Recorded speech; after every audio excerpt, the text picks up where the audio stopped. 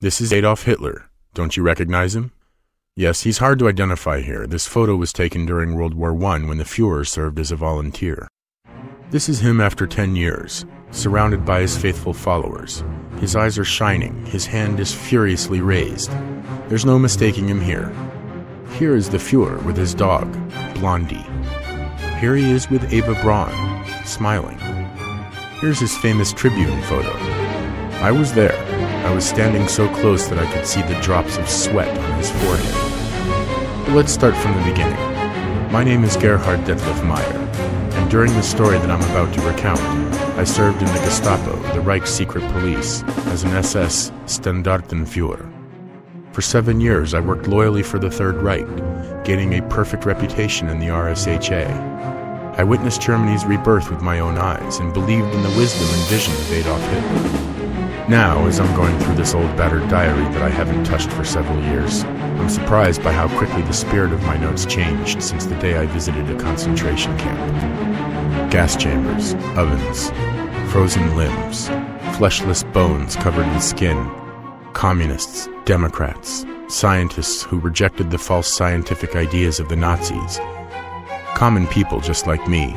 All of them ended up in the camp simply because they were out of favor with the Nazis. Then, there was Barbarossa.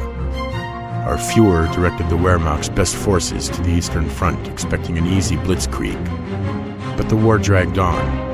After our defeats at Stalingrad and Kursk, it seemed that our Führer had almost become mad. His horrible orders doomed many thousands of loyal soldiers to certain and meaningless death.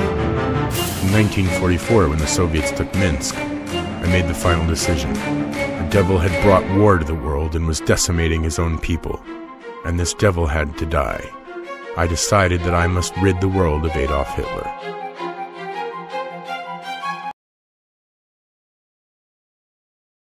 Very well, I'll tell the General.